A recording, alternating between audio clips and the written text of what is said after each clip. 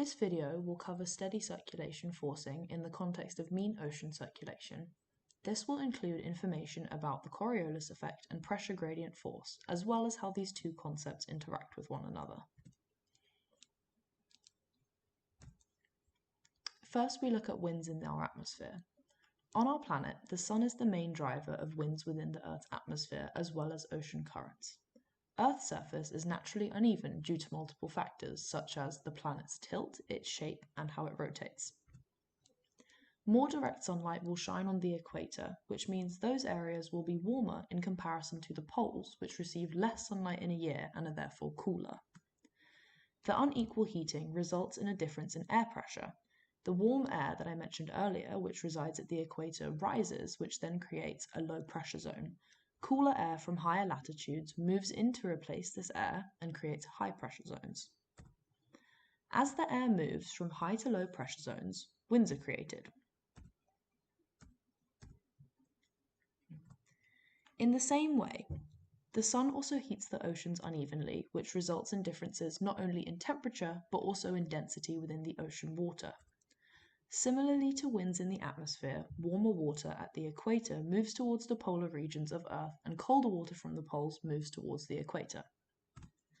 Surface currents such as the Gulf Stream are dependent on wind patterns created due to the sun's heating, whereas deep ocean currents are affected by salinity differences and temperature through a process known as thermohaline circulation. When you combine the wind-driven surface currents and the thermohaline process in deeper waters, it creates a kind of global conveyor belt which transports warmer and cooler water around our planet. Now we're going to talk about the Coriolis effect. As mentioned before, mean ocean circulation is affected by two main processes, the first of which is the Coriolis effect. It is loosely defined as when the Earth rotates on its axis, circulating air is deflected towards the right in the northern hemisphere and towards the left in the southern hemisphere, and that deflection is what essentially the Coriolis effect adds up to. But we're going to look at this a bit more closely. Picture here a circle where point A is furthest from the circle's center, and point B is equidistant from the center and from point A. Now picture that this circle makes one full rotation around its center. Point A travels a further distance in the same time that point B travels a shorter distance. This naturally dictates that point A must be traveling faster than point B. Now imagine this circle is actually our planet. If we are to view this here on a flat map, it will look like this.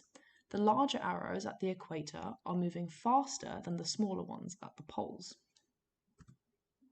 Picture a cloud forming at the equator, which is then offset towards one of the poles by wind forces. Inertia states that the speed at which the cloud is moving will not change. However, the surroundings will be travelling far slower than the cloud. If you were to reverse this, a cloud that moves towards the equator from the poles will be moving slower than its surroundings. Movement towards the equator from either pole will result in the cloud falling behind in terms of speed at which it rotates around the Earth, and movement towards either pole will result in the cloud pushing ahead in terms of speed at which it rotates around the Earth.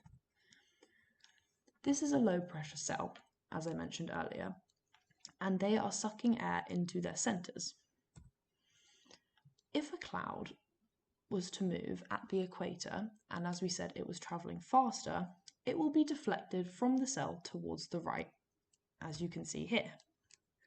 Whereas a cloud moving in from the poles will be moving slower and therefore fall behind to the left. This creates a circular air current which moves counterclockwise. Hurricanes are a really good example of this. The same applies with low pressure cells in the southern hemisphere, where fast clouds moving from the equator are deflected to the right and slow moving ones from the poles are deflected left. So the only difference here is that the spin is now counterclockwise. These air currents here represent what the Coriolis effect essentially is. Additionally, the Coriolis effect is balanced by pressure gradient force, which will only cause additional movement if the forces become unbalanced. So what exactly is it? Simply put, pressure gradient force is the change of pressure across a horizontal distance. Areas where water is piled up in a kind of mound will create a high pressure zone. The water reacts to this elevated pressure by flowing down the pressure gradient. So by definition, the steeper the gradient is, the faster the water will flow. And when you think about how these two interact with each other, the faster the water flows, the stronger the Coriolis effect will become, which means that then it will be able to eventually balance the pressure gradient force.